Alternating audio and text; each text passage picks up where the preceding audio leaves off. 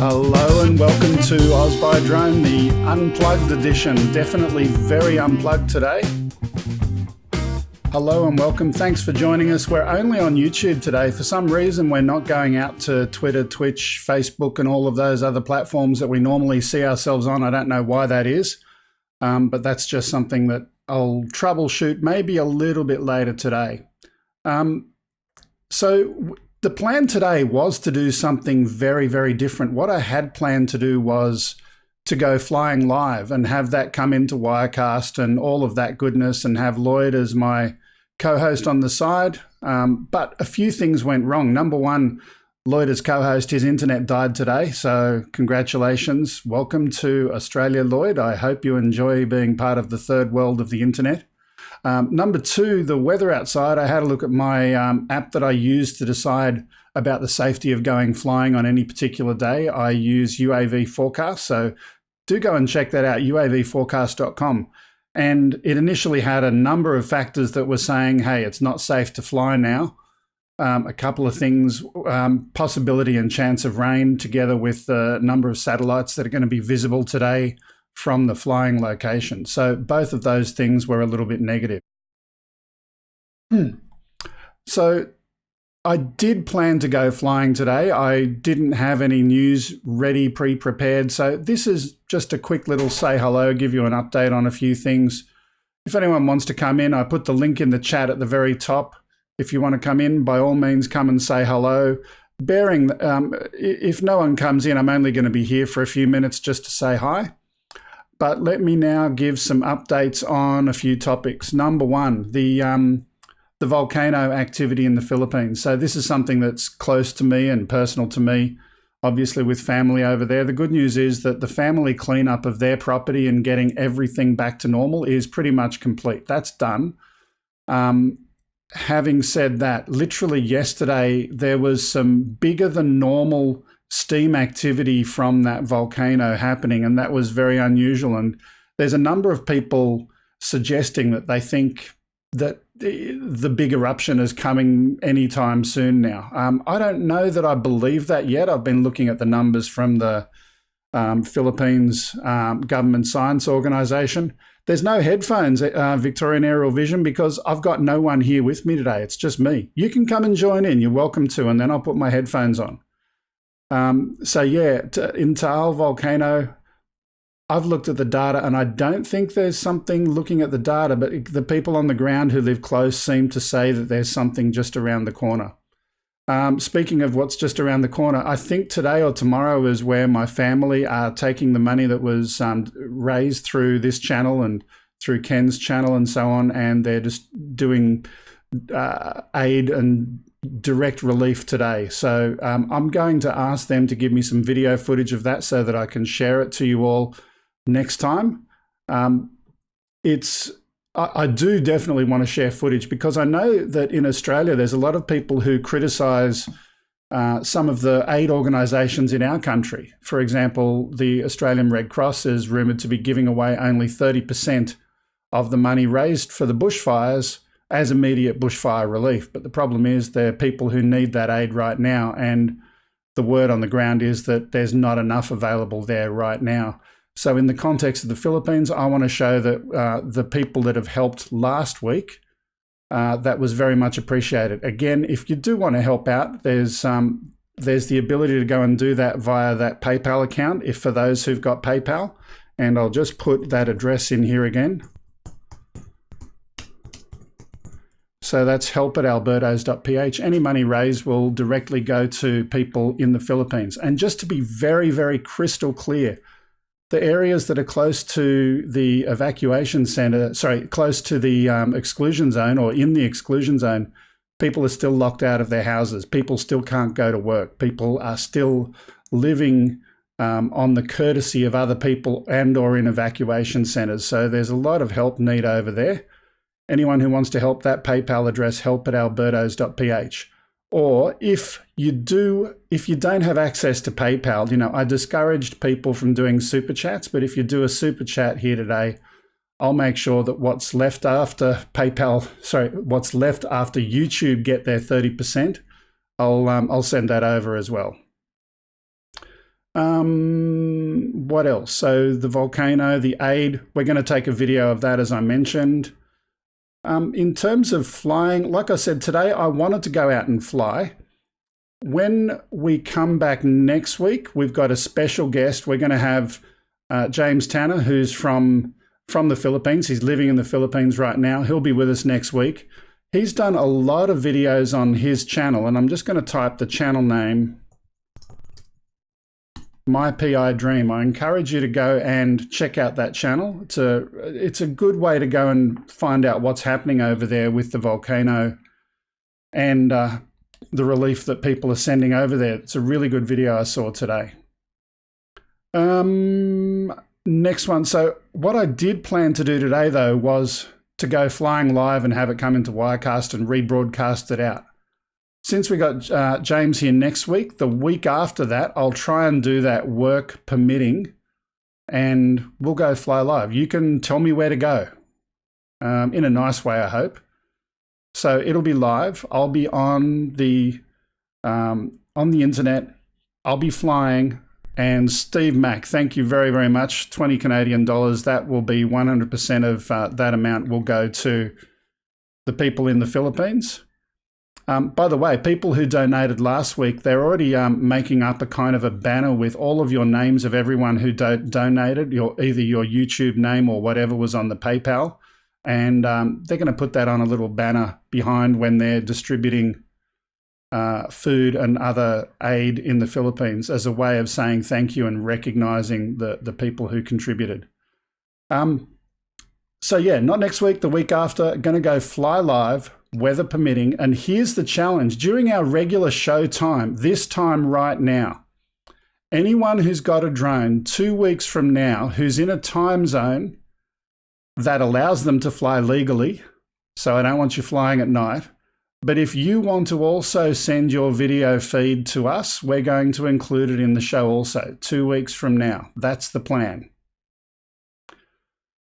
Okay, that's all I really wanted to share about today. But while I'm waiting to see if there's any questions, I'm going to open up some information here. Again, just a quick flashback. Lloyd, his internet is out today, so I don't have him as my summertime co-host. John is literally having a holiday, so we can forgive him.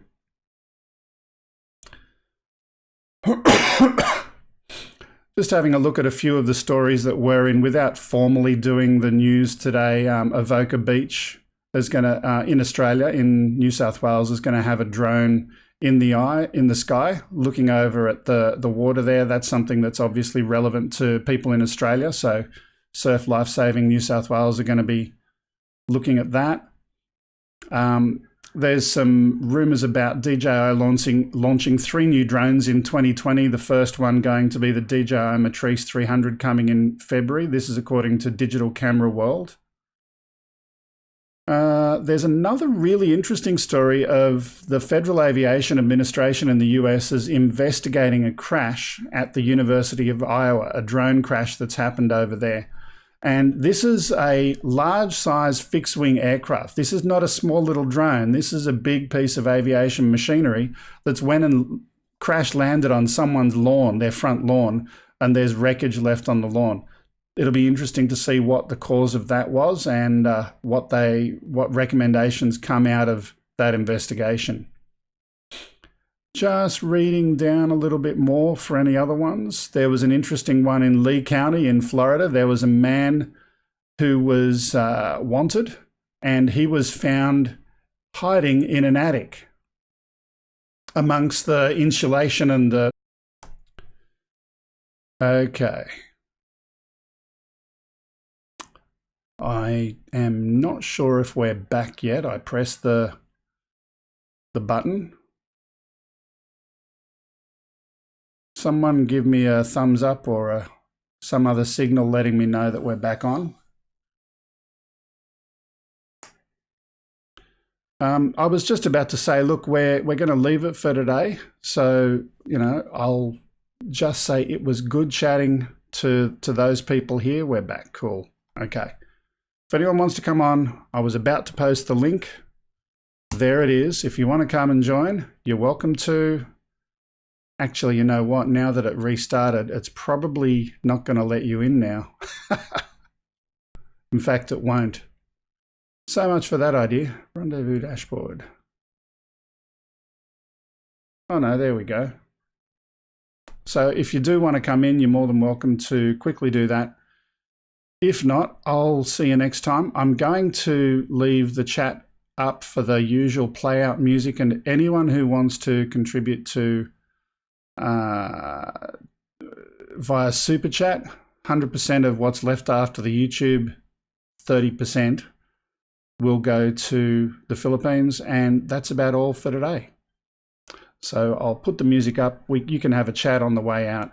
Thank you for being part of the Oz by Drone community, and we'll see you next time. Bye-bye for now.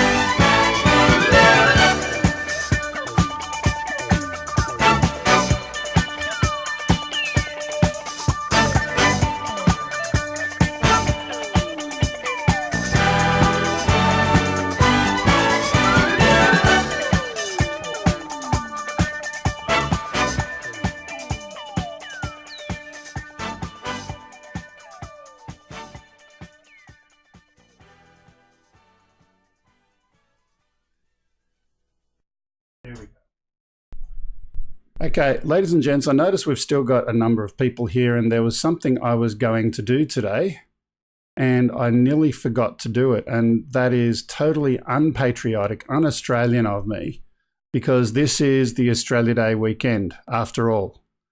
And what would it be if I couldn't share a little bit of Australia Day with some of our viewers? So here's the challenge. I've got some the 42 ways to tell if you're Australian. Some of these are things that you can answer a question to. Some of these are things that you can just say, yes, I believe that, or no, I don't believe that. They're kind of beliefs or views or kind of ways of thinking. But let's start with the first one. You know that you're Australian if you know the meaning of the word girt. Now, there's two parts to this question. I want to ask for everyone watching today, why would an Australian know about the word girt, and what does it actually mean? There's the two-part challenge question. No prizes for this, but Lloyd's going to keep track in the background. Even though he's not on screen today, he's still got some internet via his mobile. So who knows what the meaning of the word girt is, and where does it come from in an Australian context? Why would that be important for Australia Day? That's question one. Now I'm going to watch very, very carefully.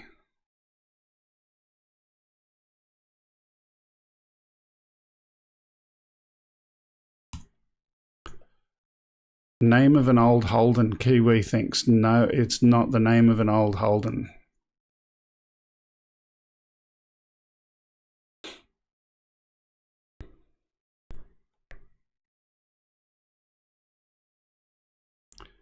Aussie Anthem, Paul Parter Cooper, you've definitely got the answer. Welcome, Paul. Good to see you there. As is Ben Cartwright. Surrounded by and National Anthem. You've got the two answers correct there. You've got both what it means and also where it comes from. So well done there, Australia Day. Question two. I'll try and, this is a belief. If you're not an Australian and you want to be an Australian, do you believe that stubbies can be either drunk or worn? Or both? There's a term for you. What's a stubby? For those people who are from outside of our country, do you know what a stubby is? Then the next question, number three, do you understand that should an Australian Prime Minister attempt to invent a nickname for himself, that the nation would respond by choosing its own monkier, which is going to be somewhat less flattering? So ScoMo worked only because he didn't pick it. By the way, are we still going out to air? Because I just got a Wirecast crash message on my screen. I don't know if it's the same one. So if someone could tell me, thumbs up, we're still going out. Okay. The next one I got here is someone who's a true Australian believes that the best looking people in the world are those wearing the uniform of the Rural Fire Service, or the equivalent of that in other states. The Rural Fire Service is a New South Wales organisation. And yeah, we definitely believe the best looking people in the world are those wearing that uniform, because they do a hell of a lot for Aussies.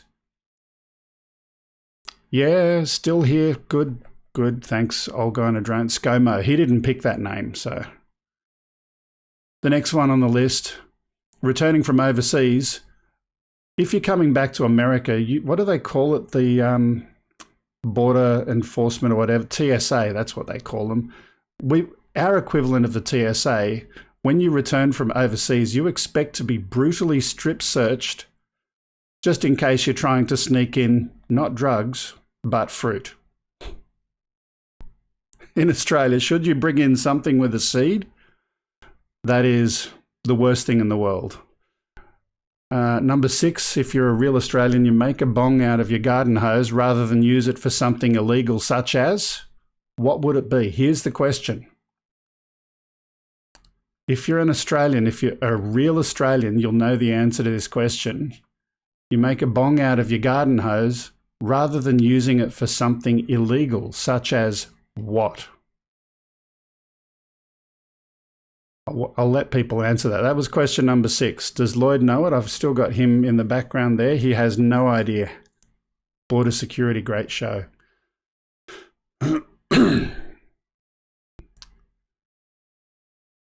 So far, we've only had one that's really a question, and that was question 1, and Lloyd's made a record of who that is. That was Ben Cartwright, he's got 1.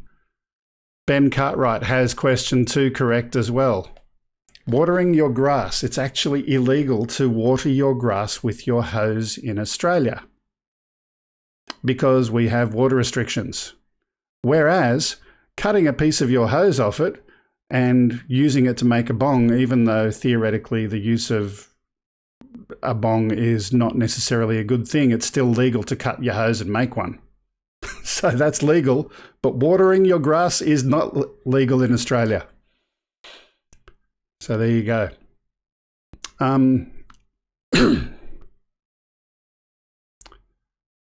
Number 7, you are alive to the debate over Australia Day, but you accept the public holiday without question. I don't know about that one, but anyway, let's move on. Number 8, you are secretly proud of our killer wildlife. I think every Aussie is 100% proud of our killer wildlife. Number 9, you understand that tough times create strong, resilient, loving communities, but would now like a break from the constant fire, flood, drought, and hail.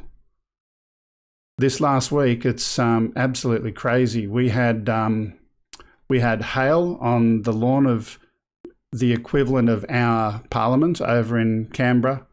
We've got floods in Queensland. We've got drought in the middle of the country, and we've got fire. I think tough times do definitely create strong, resilient, loving communities, but we would like a break. But yeah. Okay. Number 10. And this one's a question, so you ready? The question is, when you are making a DIY home improvement type purchase, what should it be accompanied by? See how many real Australians there are over here at the moment. That question again, if you're making a DIY home improvement style purchase, what must that purchase be accompanied by? Lloyd, do you know? I know you're not on the screen. No, he's shaking his head. He's not a real Aussie.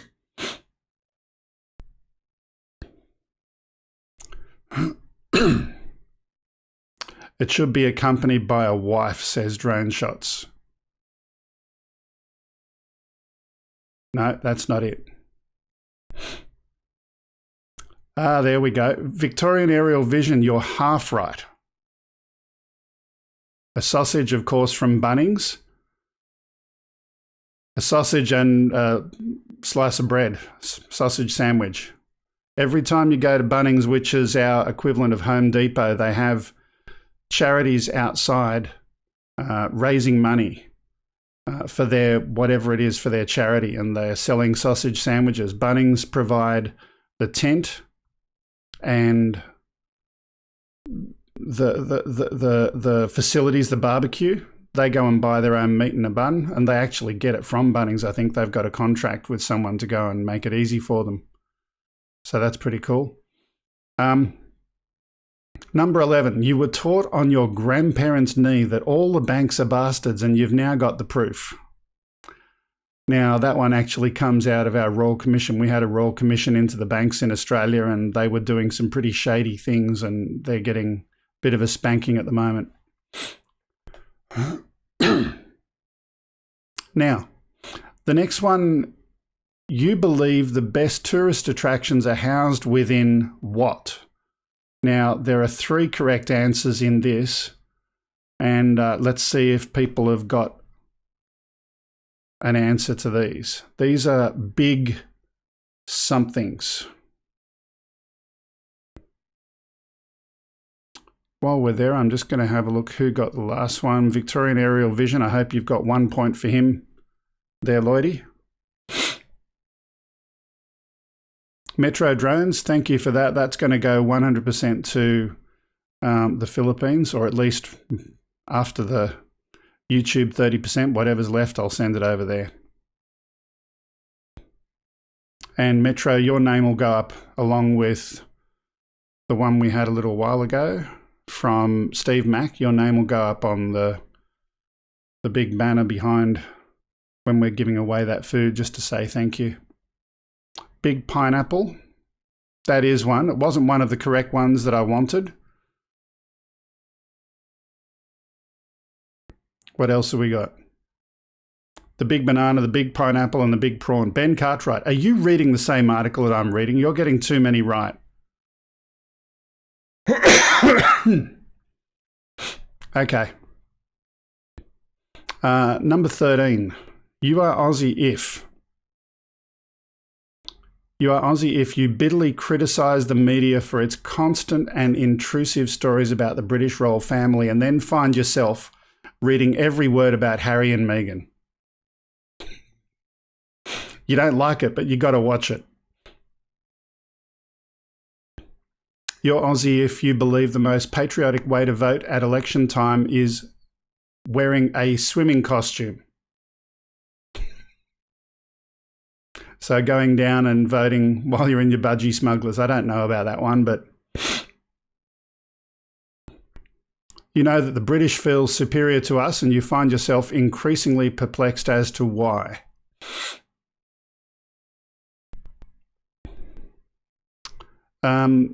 So Sydney is, you know, one of our bigger name states, and we've got Victorian Aerial Vision there down below. The capital of Victoria is pronounced Melbin. You're an Aussie if you pronounce it like that, Melbin. And there's a similar one for Penrith. You pronounce it Penriff. That makes you a real Aussie.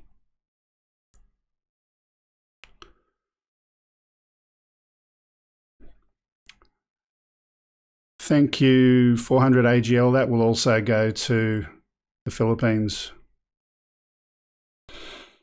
Continuing on here. Okay. This one is a question that I'm hoping someone's going to go and answer this. It's a long one. It's a phrase that you're going to have to type in. And Ben, be honest, if you're reading the same article that I got this from, I don't want you to reply. I want to see someone else get it. Can someone translate? Dazza and Shazza played Akadaka on the way to Macca's. I'll repeat that again. Dazza and Shazza played Akadaka on the way to Macca's. Who can translate that for me?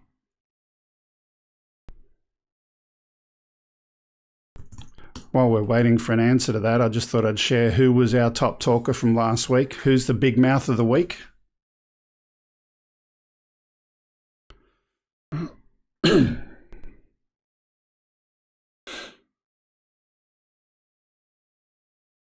Steve Carpenter. Congratulations, Steve. You're the big mouth of the week from last week. Victorian Aerial Vision, you've absolutely 100% correct. You have translated that accurately. Dazza and Shazza played Akadaka on the way to Macca's is Darren and Sharon played AC/DC on the way to McDonald's.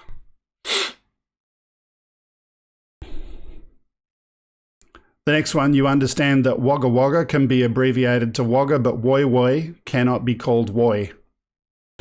It's just the way it is.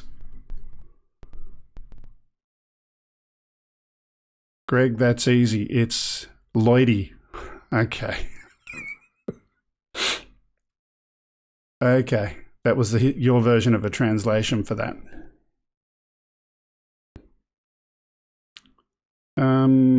We've got Mad Kiwi putting in another version for that. He's saying Shane. Yeah, not quite. The first word is either Darren or Daryl is another one that you can abbreviate to Dazzit. Definitely not Shane. Okay. Aussies are very, very welcoming to foreign visitors. We welcome everyone to come here. But what's the first thing we tell them about? I just saw Lloyd mouth it in the background and he's 100% correct. Let's see who gets that one.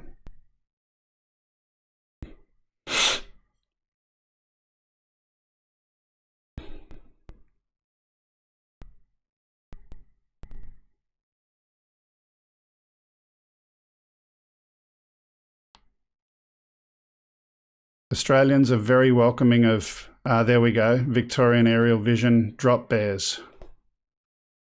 We've definitely got to let people know about the drop bears in Australia. And here's the funny thing. I was watching this article with my wife and daughter yesterday, and they didn't know what drop bears are, and I haven't told them yet, so we'll have to share that later today.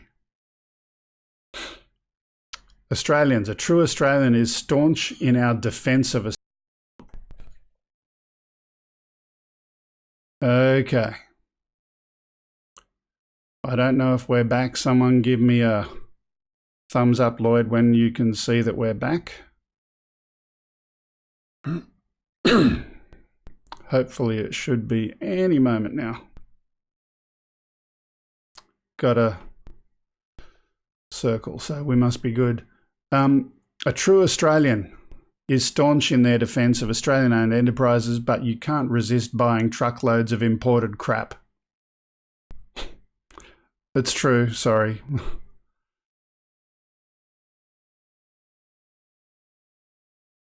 So what if you're calling someone a total bastard? Who is that in Australia? I saw Lloyd mouthing something, but I don't know what it was that he said. Turn it on. Turn your mic on, Lloyd. I know you're not live to air, but...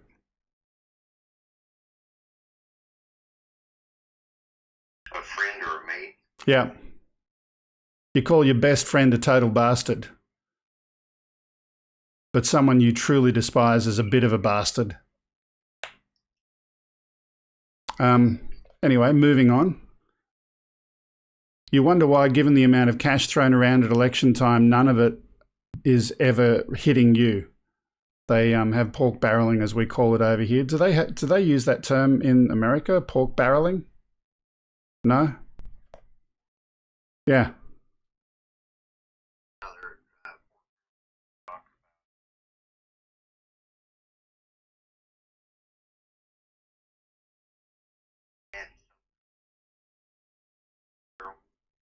Okay.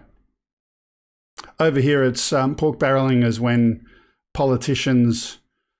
We've got an example of it at the moment, right? We've got what's known as the sports rorts thing, where one of the people going for election was in charge of giving out money for sporting clubs, and apparently she picked all of the sporting clubs that were in marginal seats that needed that extra little bit of help. So, you know, look after them and they'll hopefully vote for you, is what they think. Next one. Next one.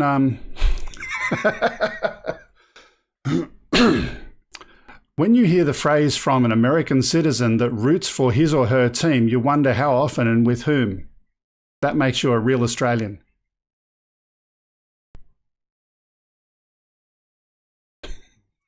Lloyd is sitting there like a deer caught in headlights and has no idea what that means. Or if he does, he's not letting on.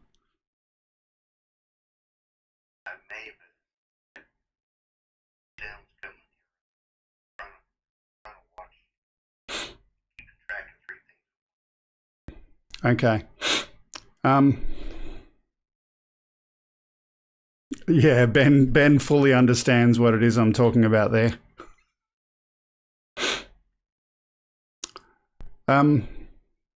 Speaking of which, an Australian believes it's appropriate to put a rubber in your son's pencil case when he attends school. Okay, moving right along. You believe it makes sense for a country to have a $1 coin that's twice as big as its $2 coin. That makes sense. I'm going to skip that one because it's boring. Here we go. A true Aussie believes that cooked axle grease makes good breakfast spread. That's an Aussie. Now, I've got a special mention one here. Where's Kiwi? Is he still in the chat there?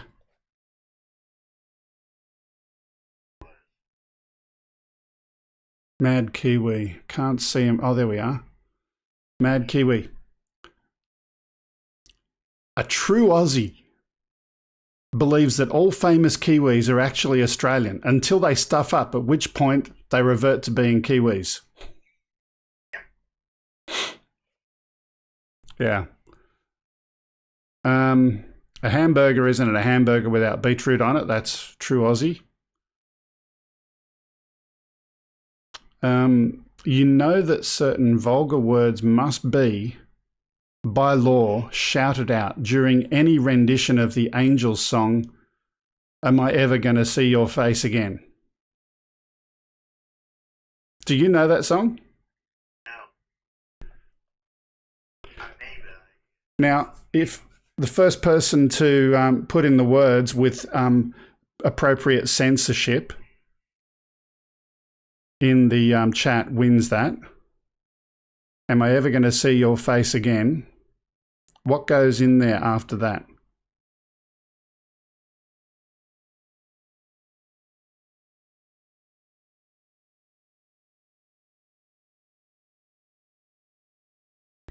And every Australian know this. It's a law.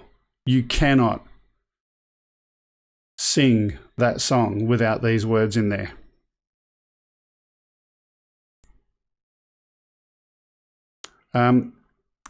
Yeah, Ben Cartwright got it, and it's been held for review even when you put in your hashes and your... and another moderator just handled it. There we go. So Ben Cartwright wins. That's... You're only really Australian if you can add those words in automatically. A true Aussie believes that the more you shorten someone's name, the more you like them. Someone who's Daryl might be Dazza. A true Aussie gets all choked up with emotion hearing the first verse of the Australian national anthem, but then they have trouble remembering the second verse. No one knows it.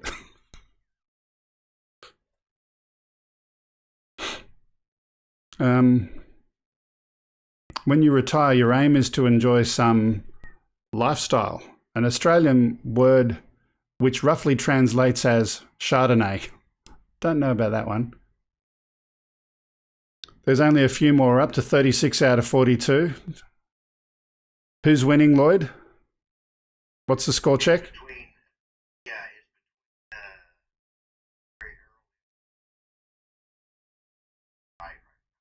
Victorian Aerial Vision and Ben Cartwright. So let's see how we go.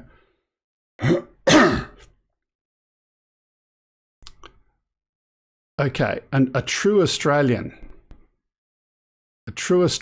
understands that the phrase "a group of women wearing black thongs" refers to footwear and may be less alluring than it sounds. Yeah. You call them flip-flops, we call them thongs.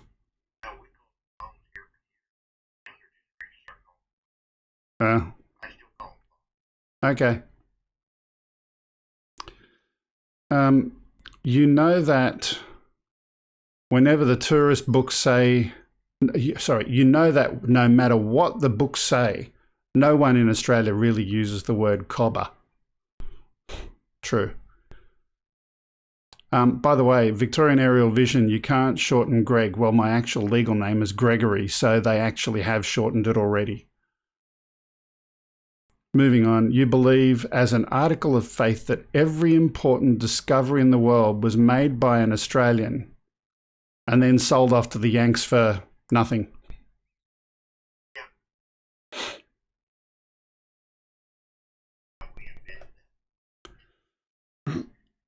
I'm going to skip one and use that for the tiebreaker question. An Australian is proud of our country but understand it can do a whole lot better. You know that what it's like to swallow a fly, on occasion via your nose. That's a true Aussie. And every Aussie will immediately forward this list to other Australians here and overseas, realising that only they will understand and everyone else in the rest of the world will have no idea what the hell we're talking about. So the tiebreaker question. Ben Cartwright is trying to get in there and just put in a few things in there. The Hills hoist, the rack and pinion steering, all of the things that we've invented. Yeah, we've got that. Okay, here's the question, the final question, the tiebreaker. What is the plural of you?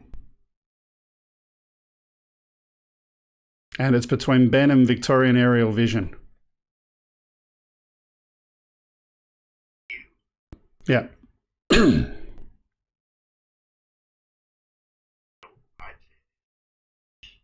Oi.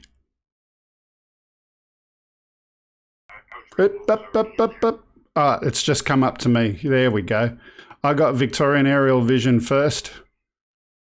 So congratulations, Victorian Aerial Vision. You are the Huseby Drone Australian of the Year. I would have said you all. That's the way we say it. But then I saw you pop up and I read it out loud. So.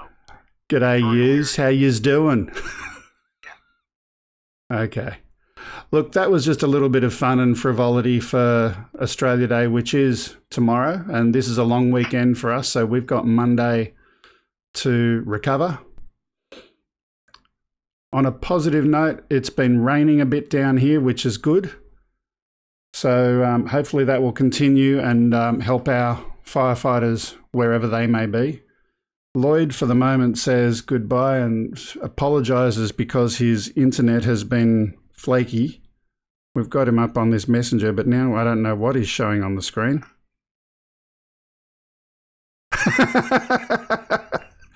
There he is. Okay, we'll leave it there for today. That was a bit of fun and a bit of an Aussie quiz for you. I'll play the music one more time, just in case anyone else wants to give to the Ta'al volcano kind of stuff via my family. It's very, very much appreciated. And also just because I like that outro song. That's all. See you next time. Have a good one. Bye for now.